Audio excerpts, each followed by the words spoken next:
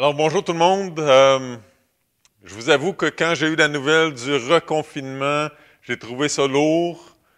Euh, dans un sens, c'est un avantage d'avoir déjà vécu ça au printemps. On a développé des mécanismes, des façons de faire. On sait comment ça marche, Zoom et tout ça. Mais d'un autre côté, justement parce qu'on est habitué, justement parce qu'on sait dans quoi on s'embarque, ben il y a une lourdeur là-dedans, là.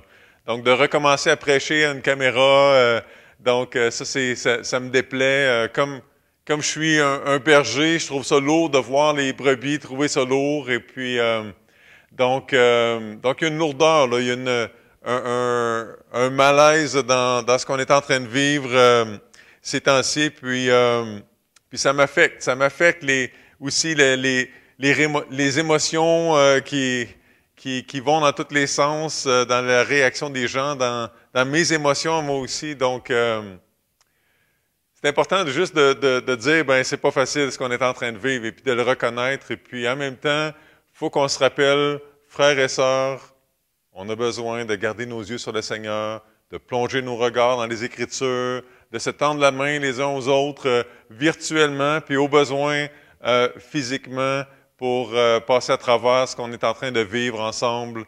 Mais c'est pas le temps de lâcher, c'est vraiment pas le temps de lâcher, c'est pas le temps de perdre courage. Et si vous avez envie de perdre courage, appelez quelqu'un, appelez-nous. On a besoin de prier ensemble, de se parler, de s'encourager les uns les autres. C'est très, très important de vivre cette lutte-là ensemble et pas les uns contre les autres, évidemment. Une chose que j'entends à l'occasion ces temps-ci, c'est on n'a plus le droit de rien faire. Et c'est une caricature, on comprend ça. C'est pas vrai qu'on n'a plus le droit de rien faire, mais quand on dit ça, ça veut dire que on est limité là, dans ce qu'on peut faire. On peut pas faire tout ce qu'on pouvait faire avant. Et puis ça me faisait penser au fait qu'il y a une discussion dans nos milieux depuis longtemps sur l'équilibre entre être et faire. Et des fois, on sent ce besoin-là de faire des choses, puis là, on dit « Ouais, je peux rien faire », et c'est pas tout à fait vrai, ou en tout cas, on a besoin de réfléchir un petit peu plus loin par rapport à ces choses-là. Et cette discussion-là, par rapport à l'équilibre entre être et faire, elle est de longue date. Elle est de longue date, et puis c'est normal qu'on puisse l'avoir parce que dans toutes les religions au monde, l'importance de faire, c'est primordial, de plaire au Dieu de cette religion-là, peu importe la forme ou le nom qu'il prend, gagner la faveur de Dieu en faisant des choses. Et ça reste là. Dans notre pilote automatique, là, c'est ça qui revient. Mais les Écritures nous disent que ce n'est pas la bonne manière d'entrer en relation avec le vrai Dieu. Et donc, on continue à avoir ce combat-là avec ces notions-là, de faire des choses pour gagner la faveur de Dieu. Et l'Évangile, c'est la bonne nouvelle qu'on n'a pas besoin de faire des choses pour plaire à Dieu. On a déjà sa faveur, Dieu nous aime déjà. La bonne nouvelle, c'est que Jésus est venu sur la terre, que Jésus a vécu la vie parfaite qu'on est incapable de vivre. Jésus a vécu la mort qu'on ne voulait pas vivre, la mort qu'on méritait à cause de nos péchés. Jésus est ressuscité, Jésus a gagné notre ciel. On n'a plus rien à gagner, on n'a plus rien à faire pour gagner le ciel. La relation avec Dieu, la vie éternelle nous est offerte en cadeau. Et on a besoin de le recevoir, de l'accepter par la foi. Et cette foi-là, qui reçoit Jésus en cadeau, qui reçoit la vie éternelle en cadeau, cette foi-là inclut la repentance, de reconnaître que je suis pécheur, que mon péché me sépare de Dieu, parce que Dieu est saint, et d'entrer en relation avec lui par la foi, la repentance, et reconnaître que le péché, c'est grave pour Dieu, que ça nous sépare de Dieu. Et après ça, on fait des choses par amour pour Dieu, par reconnaissance pour Dieu. Et il y a un beau texte dans les Écritures que plusieurs qui sont à l'écoute connaissent par cœur, qui dit ceci. « Car c'est par la grâce que vous êtes sauvés par le moyen de la foi. Cela ne vient pas de vous, c'est le don de Dieu. Ce n'est point par les œuvres, les bonnes actions, afin que personne ne se glorifie. Car nous sommes son ouvrage, l'ouvrage de Dieu, ayant été créés en Jésus-Christ pour de bonnes œuvres. C'est la nouvelle naissance, la conversion, où est-ce qu'on devient une nouvelle créature pour faire des bonnes œuvres, que Dieu a préparées d'avance afin que nous les pratiquions. Et là, quelqu'un pourrait me dire, « OK, Silvio, là, si je comprends bien, on est sauvé, on reçoit la vie éternelle, pas en faisant des choses, mais en recevant le cadeau de Dieu par la foi. » Et je dirais, oui, c'est exactement ça. Et là, mon interlocuteur me poserait la question, alors une fois qu'on est sauvé, une fois qu'on est un enfant de Dieu, une fois qu'on est chrétien, une fois qu'on a la vie éternelle, c'est quoi le plus important? Est-ce que c'est de faire des choses ou est-ce que c'est d'être quelque chose, d'être quelqu'un? Et cette question-là divise les chrétiens depuis plus que 2000 ans. Et la raison pourquoi la question divise les chrétiens depuis si longtemps, c'est que c'est une mauvaise question. C'est une mauvaise question parce que l'important dans la vie chrétienne, c'est pas soit être, soit faire, c'est les deux. C'est être et faire. Et à chaque fois qu'on a tendance à pencher tout d'un bord ou tout de l'autre bord, on est en danger de faire chavirer notre bateau. On reprend maintenant, après la pause de Noël, on reprend une série qu'on a commencé à la fin de l'année passée dans 2 Timothée. Et dans 2 Timothée, Paul est en train de s'adresser pour une dernière fois à Timothée, son fils spirituel. Et on dirait que Paul est toujours en train de dire à Timothée quoi faire. Fais ça, fais pas ça. Mais si on connaît profondément l'enseignement de Paul, Paul n'est pas en train de dire que l'important, c'est juste de faire des choses, mais ça s'appuie sur notre identité de chrétiens, d'enfants de Dieu, de gens qui ont été sauvés par la foi. Et j'ai essayé d'équilibrer ça depuis le début, puis de souligner des indices qu'on a dans le texte de Paul, mais j'aime ça parce que dans le texte qu'on va voir aujourd'hui, c'est très clair, Paul va parler des deux, et on va être en mesure de souligner ça ensemble. Paul est en train de s'adresser à Timothée comme à un serviteur du Seigneur. Et en fait, le texte original parle d'esclave du Seigneur. Paul est en train de dire à Timothée que quand on place notre foi dans le Seigneur Jésus, on devient l'esclave de Dieu. On reçoit une nouvelle identité. Alors c'est sérieux, cette décision-là de placer notre confiance en Jésus, ça nous permet de changer d'identité, changer de nature. Avant ça, j'étais esclave de mes mauvais désirs, esclave du péché. Et maintenant, je suis un esclave de Dieu. J'ai un bien meilleur maître maintenant que j'en avais avant. Donc, esclave de Christ. Romains 6 va dire ça. Paul va écrire ailleurs que nous ne nous appartenons plus dans 1 Corinthiens 6 au verset 19. Donc, c'est notre identité, c'est ce que nous sommes qui va déterminer ce que nous allons faire. Être et faire vont tous les deux ensemble. Et je sais que la plupart des gens qui nous écoutent, vous savez ça, mais c'est bon de se le rappeler encore une fois ce matin. C'est important de se le rappeler parce que Paul n'a pas fini de dire à Timothée et à nous-mêmes quoi faire dans sa lettre. Alors, on va voir ça encore aujourd'hui. Et comme vous allez voir, vous allez constater que c'est des choses qui sont possibles, que c'est possible de faire même dans le confinement qu'on est en train de vivre présentement. Alors, je vous invite à tourner avec moi dans 2 Timothée 2 et on va lire ensemble les versets 22 à 26. 2 Timothée 2, les versets 22 à 26, et là, je m'imagine les pages de vos Bibles qui sont en train de tourner maintenant, et là, j'attends que quelques-uns arrivent, eux aussi, au bon endroit. 2 Timothée 2, à partir du verset 22, on continue dans ce beau texte-là. qui est tellement actuel. Paul dit, écrit à Timothée, « Fuis les passions de la jeunesse et recherche la justice, la foi, l'amour, la paix avec ceux qui invoquent le Seigneur d'un cœur pur. Repousse les discussions folles et inutiles, sachant qu'elles font naître des querelles. Or, il ne faut pas qu'un serviteur du Seigneur ait des querelles. Il doit, au contraire, être affable pour tous, propre à enseigner, doué de patience. Il doit redresser avec douceur les adversaires, dans l'espérance que Dieu leur donnera la repentance pour arriver à la connaissance de la vérité et que, revenus à leur bon sens, ils se dégageront des pièges du diable qui s'est emparé d'eux pour les soumettre à sa volonté. » On va prier ensemble.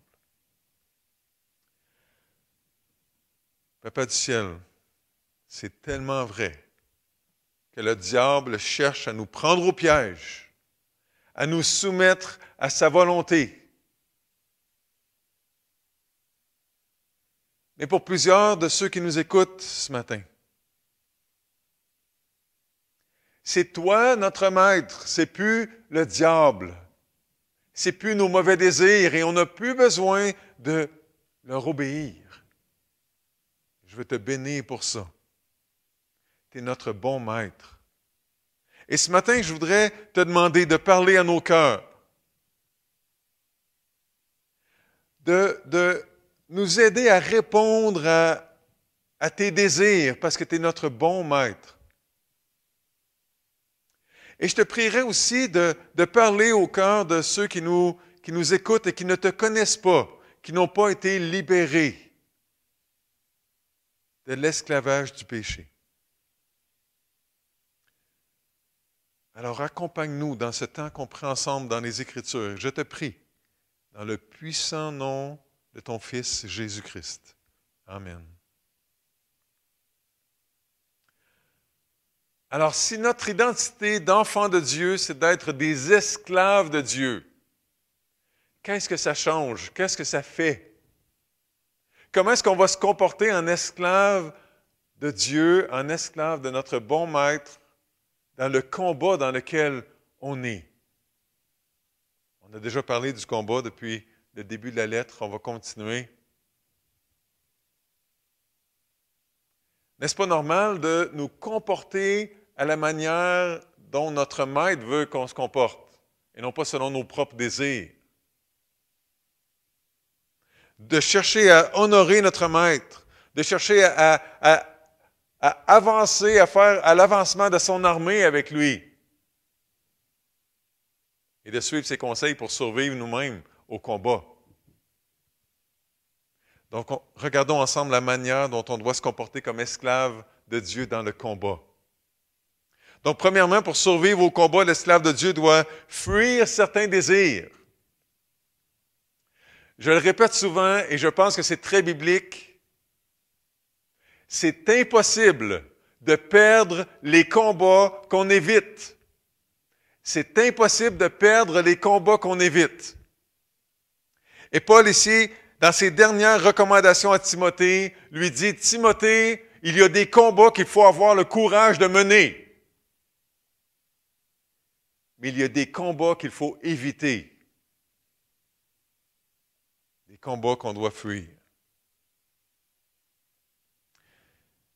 Dans 1 Corinthiens 6, au verset 18, Paul explique cette tactique-là en 3 mots. Fuyez la débauche. C'est un petit peu la même chose qu'on vient de voir. Fuyez la débauche. La débauche, c'est toute activité sexuelle en dehors des liens sacrés du mariage. Paul dit, ça va vous détruire. Fuyez. Fuyez tout péché de nature sexuelle, toute pensée de nature sexuelle qui est en dehors du cadre de votre mariage. En fait, cette semaine, ça me rappelait un texte que j'ai déjà traduit et que j'ai fait ajouter dans le coffre d'outils du site web de l'Église. Vous pouvez aller voir biblebose.ca, c'est facile à retenir. Dans le coffre d'outils, il y a un document qui s'appelle « Cours ». Et ça prend à peu près 10 minutes à lire ces 3 pages de réflexion-là. Ça vaut vraiment la peine. Je vous encourage à le faire. Cours. Il faut fuir. Et dans notre texte de ce matin, donc, Paul dit à Timothée, « Timothée, fuis les passions de la jeunesse », au verset 22. Et le mot qui est traduit par passion parle de désir intense, de convoitise. Et des fois, ça parle de quelque chose de bon, mais très souvent, ça parle de quelque chose qui est mauvais, quelque chose qui est hors limite, quelque chose qui est interdit. Et parce que Paul dit à Timothée de fuir ces choses-là, c'est très clair dans ce contexte-là que Paul parle de désir mauvais. Les passions de la jeunesse font très certainement référence au désir sexuel, aux pensées sexuelles, comme dans 1 Corinthiens. On associe ça à la jeunesse, mais c'est peut-être aussi d'autres choses. C'est peut-être pas seulement ça. Peut-être qu'il est question aussi de l'ambition de la jeunesse, l'ambition un peu égoïste, l'impatience, l'impulsivité. On comprend que toutes ces choses-là ont des qualités pour les rééquilibrer, là, mais Paul dit à Timothée de fuir certaines choses. L'argumentation, l'intolérance, la recherche du plaisir. Et c'est un contraste très frappant avec les qualités qui vont suivre. Pensez à ça, vous êtes à la guerre. Vous êtes à la guerre et il y a une grenade qui tombe juste à côté de vous et d'un de vos amis. Alors, comment vous allez réagir? Vous allez dire à votre ami, « Hey, regarde, une grenade. » Mais non, vous ne direz pas ça. Vous allez dire, « Attention, une grenade, viens-t'en! Sauve-toi! Joue pas avec ça, c'est une grenade, c'est dangereux. Si tu joues avec, tu risques de mourir. Sauve-toi! Sauvons-nous de cette grenade-là. » C'est logique, n'est-ce pas? Alors, Paul fait la même chose avec Timothée. Il lui fait un rappel. Timothée, il y a des désirs qui vont te détruire. Cours! Éloigne-toi de ces désirs-là. Tu ne peux pas t'en approcher. Tu vas te blesser. Tu vas perdre un bras, Timothée. Essaye même pas. Cours. Tu ne peux pas gagner. Ces désirs-là vont te détruire si tu t'en approches. Fuis. Cours. Éloigne-toi. Paul vient d'écrire au verset 3, « Souffre avec moi comme un bon soldat de Jésus-Christ. » Au verset 8, « Souviens-toi de Jésus-Christ, ressuscité des morts. » Timothée, Jésus a payé un grand prix pour toi. Pour te libérer du péché, va pas jouer avec. Laisse-toi pas attirer par ses désirs. Fuis. Dieu a fait de toi un vase d'honneur, c'est ça qu'on vient de voir dans le texte précédent. Prends pas ça à la légère. Niaise pas avec ça, Timothée. Joue pas avec le péché. Tu vas te brûler, tu vas tomber, tu vas te salir, tu vas te déshonorer, tu vas déshonorer ton Sauveur. Cours, Timothée. Éloigne-toi. Comprenez-vous l'urgence de fuir les passions de la jeunesse qui, en passant, ne sont pas seulement les désirs de la jeunesse. À n'importe quel âge, on est en danger d'entretenir ces désirs-là qui vont nous détruire. À n'importe quel âge, on peut tomber. Fuir. Tu convoites quelqu'un qui n'est pas ton mari ou ta femme? Cours! Cours, fais tout ce que tu peux pour t'éloigner de cette relation-là. Change de job s'il faut. Déménage s'il faut. Cours. Coupe les ponts. Cours vers le Seigneur Jésus. Cours vers ton mari ou ta femme pour t'attacher à lui ou à elle si tu es marié. Cours demander à un frère ou à une sœur de prier pour toi. Si tu es un homme, va vers un homme. Si tu es une femme, va vers une femme pour prier pour toi, pour te confier, pour éviter d'autres pièges. Mais cours. Prends ça au sérieux. Parce que ces désirs-là vont te tuer. Ces désirs-là vont couper ta relation avec Dieu. Ces désirs-là vont faire en sorte que ta lecture des Écritures va être de moins en moins intéressante. Ta vie de prière va être de moins en moins bonne, de moins en moins vivante. À un moment donné, tu vas te ramasser dans une situation où est-ce que tu vas regarder en arrière et tu vas te dire, coudonc, j'ai-tu rêvé ça, moi, cette relation avec Dieu-là que je pensais avoir? Cours. Laisse pas ça t'arriver à toi. Fuis les passions de la jeunesse. On ne peut pas perdre les combats qu'on évite. Des fois, il faut se fuir comme ça. Et on pourrait faire toute une série de sermons sur ce sujet-là. C'est tellement important. Le combat contre le péché. Jésus a dit de nous débarrasser de ce qui nous fait pécher. Si tu joues avec de la dynamite, tu risques de perdre un bras. Tu risques de perdre la vie. Avec quel péché est-ce que tu joues présentement? Qu'est-ce que tu désires intensément ces jours-ci quand tu ne désires pas Dieu?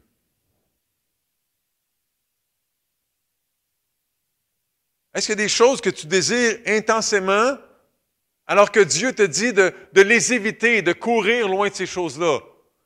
Des choses que tu désires alors que Dieu te demande de les combattre.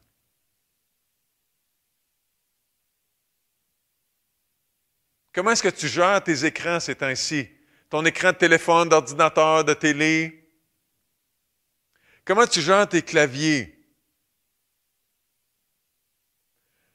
Comment ça va dans tes désirs secrets? Tu sais, les désirs que juste toi connais. Mais toi puis Dieu, là. Comment ça va dans tes désirs secrets? Est-ce que tu es en train de combattre pour l'Évangile ou est-ce que tu es en train de combattre pour tes droits personnels? Ton confort personnel? Est-ce que tu cherches à argumenter juste pour le plaisir de résister, pour le plaisir d'avoir raison? Est-ce que tu es en train de combattre l'inconfort de la pandémie en te réconfortant par des moyens qui te détruisent?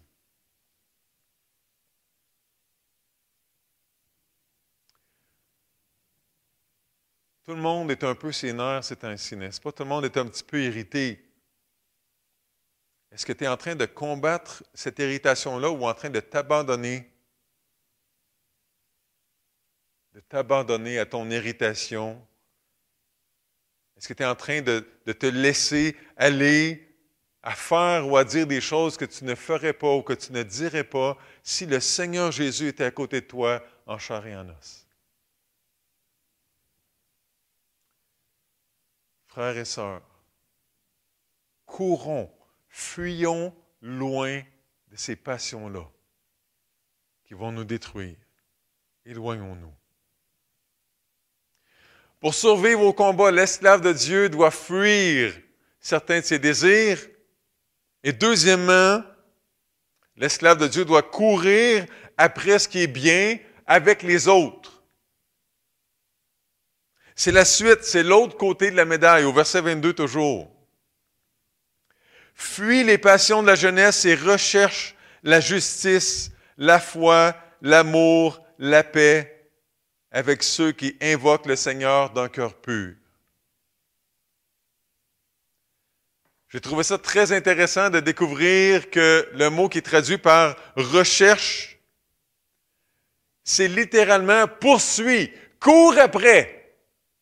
Hey, pensez à ça. Si les mauvais désirs sont ici, puis que tu cours loin de ces mauvais désirs-là, c'est dans la même direction que si tu cours après ce qui est bien, n'est-ce pas? Tout le verset 22 dit la même chose. Cours, mais fais attention après quoi tu cours. Cours après la justice. Après ce qui est droit. Cours après ce qui est juste. Ce qui est intègre. Ce qui est bon devant Dieu et devant les hommes. Cours après ça. Et fuis ce qui est interdit. Fuis ce qui est mauvais pour toi, ce qui va te détruire, ce qui va déshonorer Dieu. Cours après la foi. Cours après la foi. Fais pas juste croire en Dieu. Crois Dieu. Crois ce que Dieu dit. Fais-lui confiance. Ose faire ce qu'il te demande de faire, ce que sa parole te demande. Et parfois, faire confiance à Dieu, ça veut dire agir, passer à l'action. Aller parler à quelqu'un qui t'intimide, peut-être. Peut-être aller voir quelqu'un, puis avoir l'audace de lui demander pardon. Des fois, avoir la foi, c'est agir. Des fois, cette action-là, c'est de pardonner à quelqu'un avec l'aide de Dieu. Mais parfois, faire confiance à Dieu, c'est attendre. Quand tu as parlé de l'Évangile à quelqu'un, laisse donc Dieu travailler dans son cœur. Attends, fais-lui confiance. Quand tu as demandé pardon à quelqu'un, laisse donc la personne te répondre. Fais confiance à Dieu. Laisse Dieu puis cette personne-là gérer ça ensemble. Force rien. Fais seulement attendre. Ça, c'est une expression de foi. Quand tu as prié pour quelque chose, attends. Quand tu confrontes le péché de quelqu'un, avec douceur, comme on va voir plus tard, attends. Laisse Dieu agir. Essaie pas de forcer les choses pour que tout soit réglé aujourd'hui. Ça marche rarement comme ça. Cours après la foi. En agissant ou en attendant, ça prend de la sagesse. Cours après l'amour. Beaucoup de confusion ces jours-ci au sujet de l'amour. C'est pas écrit de courir après la sensualité. C'est pas écrit de courir après le plaisir, c'est écrit de courir après l'amour. Et le mot pour amour ici, c'est l'amour agapé, l'amour qui choisit, l'amour qui choisit d'aimer comme Dieu a choisi de nous aimer alors qu'on n'était pas aimable. Cours après cet amour-là. Même quand c'est difficile. Cours après l'amour qui s'engage à aimer. Cours après l'amour qui est prêt à souffrir pour l'autre. Même quand l'autre n'est pas aimable, ou surtout quand l'autre n'est pas aimable. Cours après l'amour qui est tourné vers l'autre. Fuis le désir de chercher à juste faire des choses pour toi-même. Cours après l'amour, cours après la paix. L'harmonie dans les relations, la communion ensemble, l'absence d'animosité dans la relation. On regarde les Américains et on se dit « Wow! Ils sont tous brisés, le pays est tout brisé. » Moi, je peux en parler, j'ai marié une Américaine. J'ai le droit de parler de ces choses-là. Ils sont divisés sur le plan politique. Sont divisés au sujet de la COVID, sont divisés sur plein d'affaires. Et là, on se dit, pauvres Américains, sont tous divisés. Le pays est brisé. Et si on se regarde, on n'est pas si différent que ça des Américains. Nous autres ici, on court le même danger d'être divisés sur toutes sortes de sujets. Chers esclaves de Dieu, courons après la paix. Courons après la paix. Ça ne veut pas dire qu'on va tous voir les choses de la même manière, qu'on va être d'accord sur tout. Mais c'est possible de s'aimer et d'être en paix à cause de Christ qui nous a aimés. À cause du fait qu'il y a des choses qui sont plus importantes que la politique, qui sont plus importantes que la COVID, qui sont plus importantes que moi. Christ a versé son sang pour nous. Il nous demande de chercher premièrement le royaume et la justice de Dieu. Il nous a donné une mission, c'est d'être et de faire des disciples, qui sont en train d'être et de faire des disciples. Des gens qui sont en train d'apprendre puis d'enseigner à obéir à ce que Jésus a enseigné. À tout ce que Jésus a enseigné. Tous ceux qui ont placé leur confiance en Christ sont des esclaves de Christ. Et c'est une chose merveilleuse d'être un esclave d'un aussi bon maître. On a reçu en cadeau le pardon de nos péchés, la paix avec Dieu, et maintenant, on peut et on doit pardonner aux autres. Et chercher la paix avec les autres. Frères et sœurs, courons après la paix. Paul a écrit ça en d'autres mots aux Romains. Il a écrit à la fin de Romains 12, « S'il est possible, autant que cela dépend de vous. » Ça veut dire, faites des efforts pour ça, là. Autant que cela dépend de vous, soyez en paix avec tous les hommes, avec tous les êtres humains, hommes et femmes. Romains 12, 18. Cours après la justice, après la foi, après l'amour, après la paix. Et fais pas ça tout seul. Cours après ces choses-là avec ceux qui invoquent le Seigneur d'un cœur pur. Ça fait référence à ceux qui louent Dieu, qui adorent Dieu. À ceux qui combattent le péché, à ceux qui appartiennent à Dieu.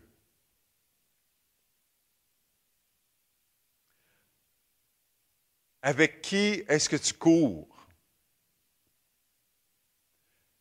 C'est important comme question parce que si tu te retrouves dans un peloton qui est en train de courir dans une direction, si ces gens-là sont en train de courir vers leurs mauvais désirs, peut-être que tu vas te retrouver à y aller avec. Alors que Dieu t'appelle à courir loin de ça, puis à fuir, puis à courir après la justice, après la foi, après l'amour, après la paix.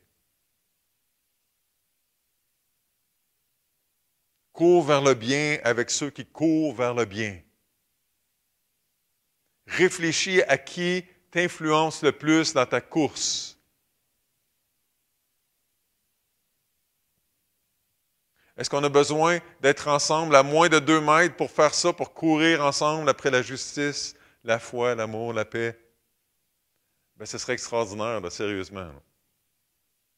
Mais c'est possible de le faire sans être collés ensemble. Alors, on a encore des choses qu'on peut faire et qu'on doit faire, chers esclaves de Christ. Joignons-nous à nos réunions en ligne autant que c'est possible. Et je remercie le Seigneur pour ceux qui rendent ça possible, à ceux qui n'ont pas Internet, de visionner les prédications, les temps de louange. C'est pas pareil. C'est pas pareil, mais c'est quelque chose quand même. Appelons-nous. La plupart ont un téléphone. Écrivons-nous. Avec un clavier, avec un papier et un crayon. Courons ensemble vers le bien. Fuyons ensemble nos mauvais désirs. Pour survivre au combat, l'esclave de Dieu doit courir loin de certains désirs, doit courir vers le bien avec les autres. Et troisièmement, doit repousser les questions qui mènent aux querelles. Au verset 23 et 24. Repousse les discussions folles et inutiles, sachant qu'elles font naître des querelles. Or, il ne faut pas qu'un serviteur du Seigneur ait des querelles. Il doit au contraire être affable pour tous, donc doux pour tous, propre à enseigner, doué de patience. Paul ne lâche pas le morceau. Paul continue de dire, attention aux chicanes, là. Et là, moi je crois sincèrement que quand Paul a écrit sa lettre à Timothée, Paul était en train d'écrire selon ce que lui jugeait être très important, selon ses plus profonds désirs pour Timothée et pour les autres chrétiens qui l'entouraient. Je crois que Paul était en train d'écrire un condensé de tout ce qu'il avait accumulé comme sagesse dans sa marche avec le Seigneur, son étude des Écritures, ses relations avec les autres.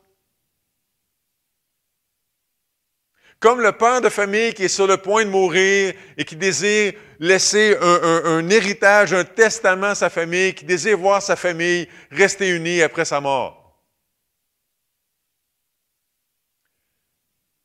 Mais je crois aussi fermement que Paul était inspiré par le Saint-Esprit et que ce que Paul est en train d'écrire, c'est non seulement les pensées et les désirs de Paul,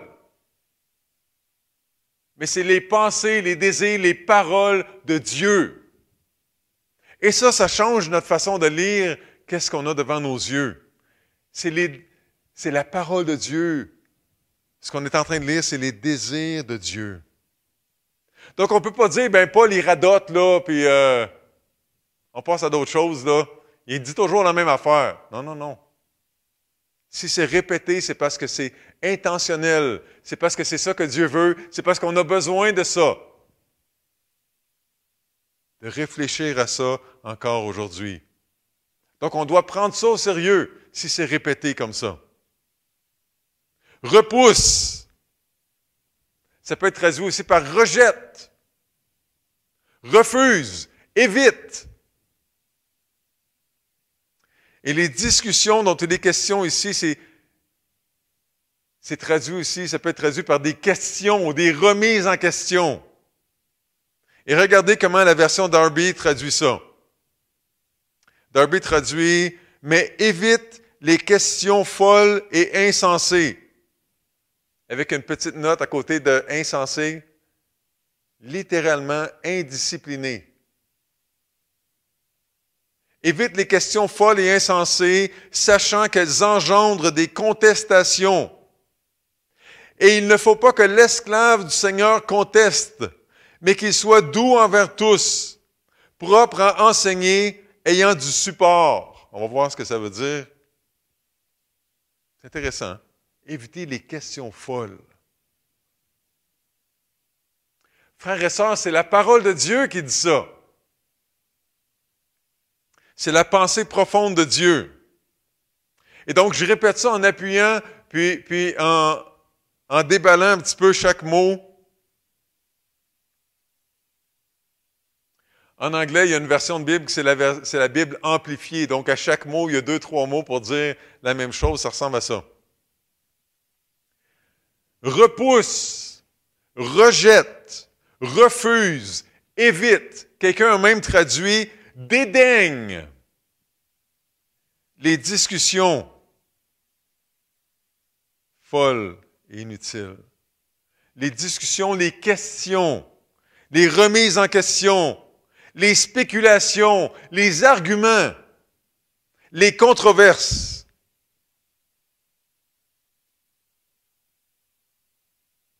Les discussions, les questions folles, stupides, insensées et inutiles, ignorantes, sans instruction, indisciplinées, sauvages, sachant qu'elles font naître, qu'elles engendrent, qu'elles amènent des querelles, des disputes, des batailles, des contestations. Aïe, aïe, hein? Quand on présente ça comme ça. C'est la parole de Dieu. Et là, Paul parle de doctrine. Il est en train de parler de la vérité sur Dieu, de la vérité sur l'Évangile. Il n'est pas en train de parler de COVID-19. Il n'est pas en train de parler de masques. Il n'est pas en train de parler de confinement. Mais boy, ça nous fait réfléchir quand même, non?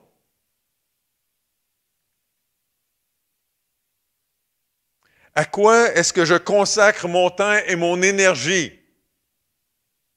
Qu'est-ce qui est prioritaire pour moi? Qu'est-ce qui me fait réagir le plus? Bonne question. Donc, Paul parle de doctrine. Il parle de gens qui se plaisent à argumenter sur des questions sans réponse. Des gens qui aiment diviser les chrétiens en mettant beaucoup d'emphase sur des choses qui sont secondaires ou des choses moins claires, en passant totalement à côté des choses claires. Ces jours-ci,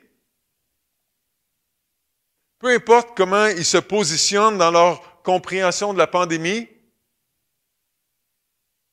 il y a des chrétiens qui défendent leur position sur la pandémie avec plus de vigueur qu'ils défendent l'Évangile. C'est secondaire. C'est secondaire, la pandémie. Quand je me suis converti, il y a 26 ans, j'ai célébré 26 ans de nouvelle vie cette semaine. Quand je me suis converti, j'observais qu'il y avait des gens qui me semblaient, à mes yeux à moi, qui me semblaient être convertis au retour du Seigneur Jésus plus qu'au Seigneur Jésus lui-même. Tout ce qui les animait, c'était le retour du Seigneur Jésus. J'avais l'impression qu'ils pensaient juste à ça, en oubliant certaines choses importantes pour le ici et le maintenant de la vie chrétienne. Comprenez-moi bien, on est plus proche que jamais du retour du Seigneur Jésus et Jésus revient. Et c'est une source de grande joie, une source d'espérance et une source d'encouragement à chaque jour. C'est très important. Mais ce n'est pas le cœur de la vie chrétienne. C'est un grand encouragement, mais ce n'est pas le cœur de la vie chrétienne. Important, mais secondaire. Les dons spirituels, super important, mais secondaire. Notre position face à la consommation d'alcool, super important, mais secondaire. Notre façon de voir la création, important, mais secondaire. Comprenez? On pourrait continuer la liste, là. Notre compréhension de l'Évangile et du salut, primordial, parce que notre éternité repose là-dessus. Notre niveau d'amour et de sainteté, essentiel.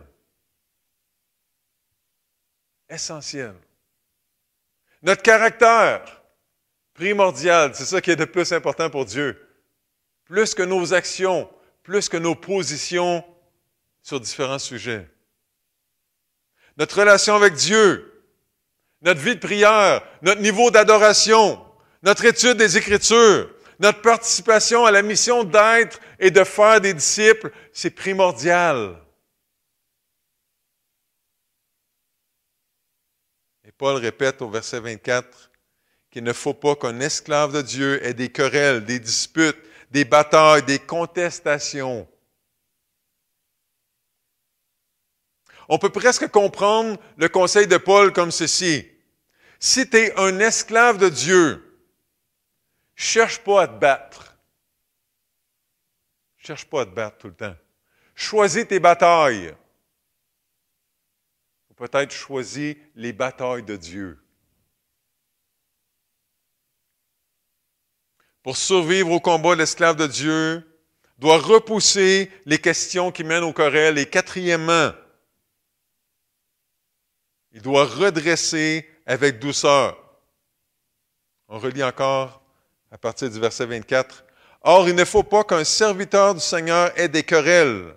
Il doit, au contraire, être affable pour tous, propre à enseigner, doué de patience. Il doit redresser avec douceur les adversaires, dans l'espérance que Dieu leur donnera la repentance pour arriver à la connaissance de la vérité, et que, revenus à leur bon sens, ils se dégageront des pièges du diable qui s'est emparé d'eux pour les soumettre à sa volonté.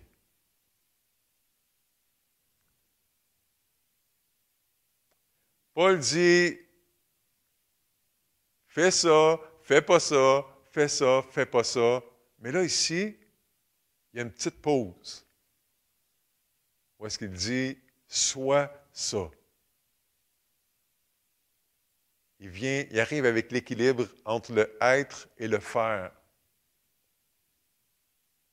Il faut être. L'esclave du Seigneur doit être affable. Ça veut dire doux, gentil, bon, courtois envers tous. Ça ressemble au Seigneur Jésus, ça. L'esclave du Seigneur doit être propre à enseigner, habile, équipé, compétent pour enseigner. Doué de patience, patient, tolérant, capable d'endurer, sans ressentiment. Autrement dit, l'esclave du Seigneur doit être doux et sensible, mais quand même avoir un petit peu la couenne dure. Être capable de laisser passer des choses. Donc, Paul parle à Timothée dans son rôle de leader d'Église. Mais ces paroles-là s'appliquent à chacun d'entre nous, pas juste au pasteur.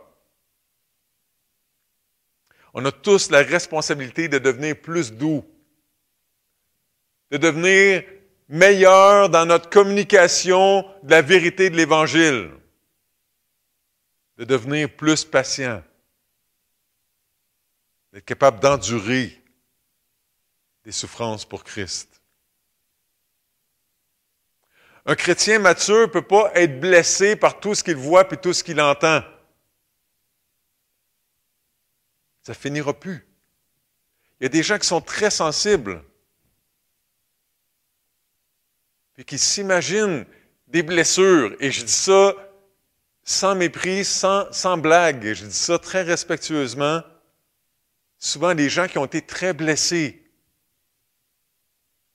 s'imaginent que les gens réagissent comme d'autres personnes de leur passé et ils imaginent des offenses là où est-ce qu'il n'y en a pas nécessairement. Ils sont blessés. Il faut développer la capacité d'endurer certaines choses, sinon on va être toujours paralysé par nos propres douleurs. Il faut apprendre à ne pas réagir à certaines blessures, à les gérer autrement. Peut-être en parlant à Dieu. Il y a des blessures qu'on peut en parler seulement à Dieu. Et après, c'est terminé, on n'a même pas besoin d'en parler à l'autre personne. Mais des fois, après en avoir parlé à Dieu, on va vers l'autre personne et on lui parle calmement, avec amour, de ce qu'on a vécu. Cette capacité-là d'être capable de laisser passer certaines offenses, elle est importante. Et là, il faut toujours être équilibré, là, puis je ne suis pas en train de dire de tout laisser passer tout le temps, mais de chercher la sagesse de Dieu par rapport à ça. Est-ce que je dois en reparler, Seigneur, avec le frère ou la sœur ou non? Assure-toi, en tout cas, que quand toi, tu reprends quelqu'un d'autre, tu le fais avec douceur, avec amour. Et c'est là que Paul s'en va avec ça. Doué de patience, ça veut dire être capable d'en prendre. Être capable d'en prendre. Ne pas être blessé à rien. Et le but de ça, c'est ce qui s'en vient. C'est pour arriver à redresser avec douceur les adversaires. Ceux qui s'opposent à nous. Ceux qui s'opposent à l'Évangile. Et si tu es toujours en train de réagir à tout comme si tout était la fin du monde, quand tu vas arriver et que tu vas reprendre quelqu'un, la personne va juste rouler les yeux puis il va se dire, bon, il capote encore.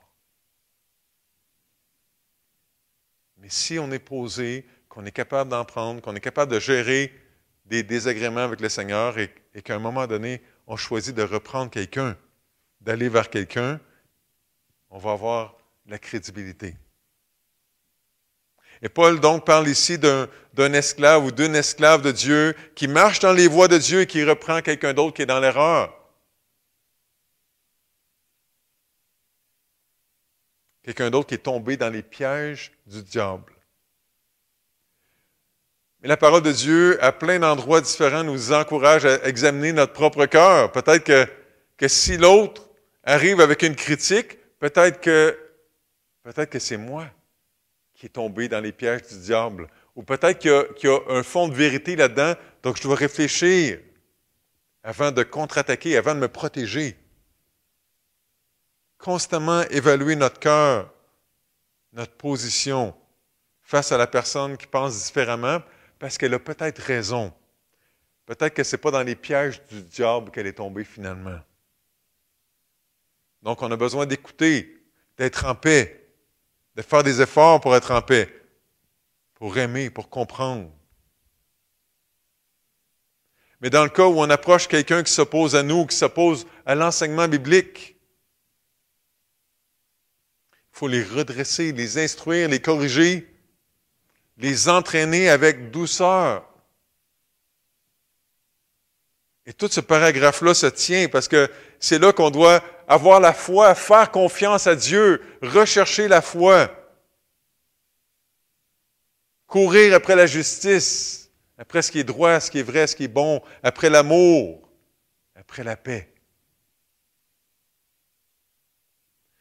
Récemment, j'étais dans une conversation de groupe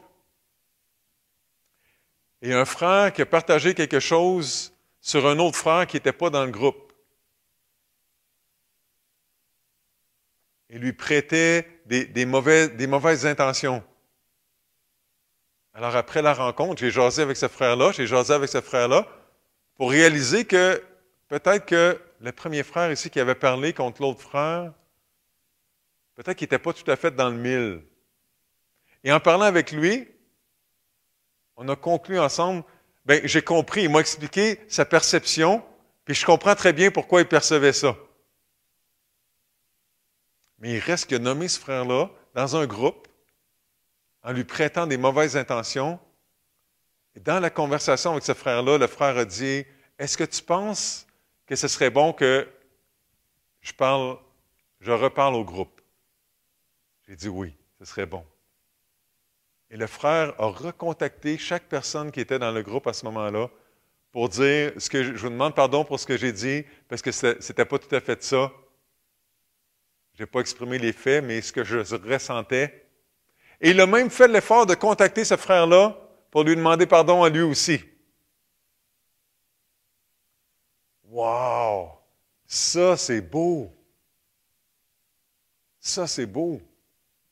Et dans mon estime de pour ce frère-là, sa repentance, sa demande de pardon me marque beaucoup plus que son offense. Ça va rester dans ma tête un exemple de ce qui se passe dans le meilleur scénario quand on va reprendre quelqu'un avec douceur. C'est bon de faire ça. C'est bon de faire ça. Gloire à Dieu pour ça. Au verset 25, il doit redresser avec douceur les adversaires, et ça prend toutes sortes de formes, là, dans l'espérance que Dieu leur donnera la repentance pour arriver à la connaissance de la vérité et que, revenus à leur bon sens, ils se dégageront des pièges du diable qui s'est emparé d'eux pour les soumettre à sa volonté. Reprendre avec douceur, la douceur pour ne pas briser l'autre, pour ne pas l'éloigner encore plus, la douceur. Pour courir après l'amour, pour courir après la paix. Et la patience, pour attendre que Dieu lui parle. La foi qui fait confiance à Dieu pour lui parler et changer son cœur. Frères et sœurs, méfions-nous des pièges du diable qui veut nous prendre et nous soumettre de nouveau à sa volonté. Parce que quand on a mis notre foi dans le Seigneur Jésus, on a été délivré de l'esclavage du diable, de l'esclavage du péché, de nos mauvais désirs, et on est devenu les esclaves de Christ. Et on n'a plus à répondre aux commandes de nos désirs, aux commandes du diable. C'est plus notre maître. Donc, soyons vigilants face à ce qu'il nous demande de faire de toutes sortes de manières perverses et sournoises. On rapporte dans une histoire ancienne un maître qui avait un esclave, et le maître a demandé à son esclave de manger un melon, et le melon était passé date, le melon avait suri. Et c'était vraiment pas bon, mais l'esclave a mangé ça toute d'une traite. Et quand le maître a réalisé que le melon qu'il avait demandé à son esclave de manger n'était pas bon, il a dit à son esclave, pourquoi tu as mangé ça comme ça? Cette nourriture dégueulasse-là. Et écoutez qu'est-ce que l'esclave a répondu. Il a répondu, Maître, j'ai reçu tellement de faveurs de votre part qu'il n'y a rien de vraiment surprenant à ce que, pour une fois dans ma vie, je mange un melon sûr venant de votre main. Ah.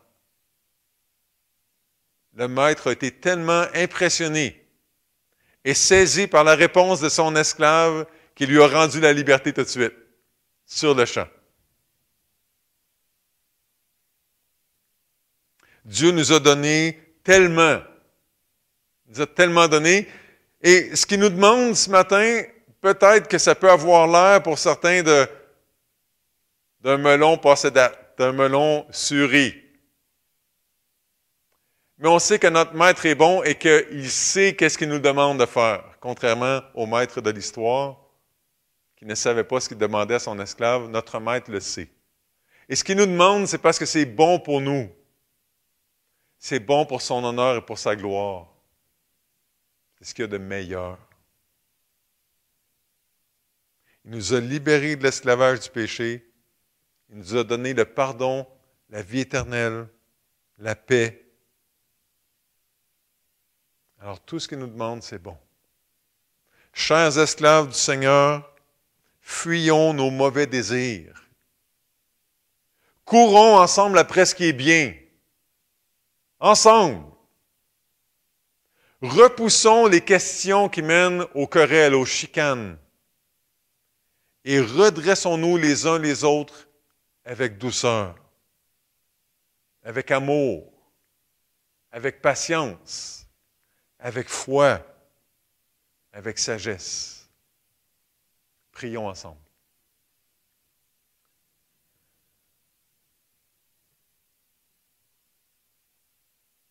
Papa du ciel, c'est pas surprenant que l'apôtre Paul, inspiré par ton esprit, donne ces directives-là à Timothée au sujet du combat.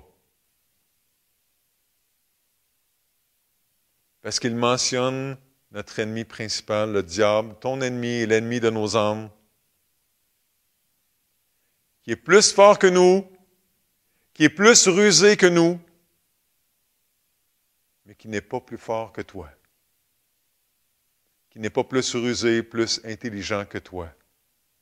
Donc, donne-nous de la sagesse.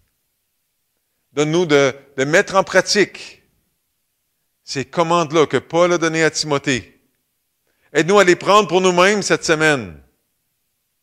Aide-nous à choisir dans quelle direction on court, vers quoi on court, quel combat on va mener, quel combat on va éviter, comment on va te glorifier dans notre expression d'amour, dans notre application des Écritures.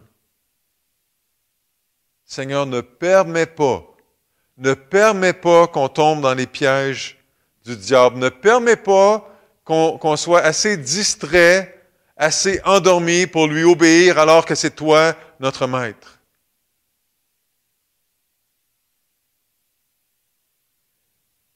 Et Seigneur, je ne voudrais pas terminer ce temps de réflexion sans te demander de venir parler au cœur de ceux qui ne te connaissent pas encore, de ceux qui ne sont pas devenus les esclaves d'un maître bien-aimé comme toi, mais qui sont encore sous l'emprise du diable, sous l'emprise du péché, sous l'esclavage de leurs mauvais désirs. Qu'ils puissent être attirés à toi, attirés vers les Écritures, qu'ils puissent entrer en contact avec quelqu'un qui a vécu cette nouvelle naissance-là, cette libération-là de l'esclavage, pour qu'ils puissent y goûter eux aussi. Seigneur, on t'aime, on est tellement, tellement bénis par toi, tellement aimés par toi, notre bon Maître, et dirige-nous, fortifie-nous, regroupe ton peuple pour qu'on puisse vivre ensemble avec toi dans tes voies, dans les jours qu'on est en train de vivre. Et c'est au nom de Jésus, ton Fils, que je te prie. Amen.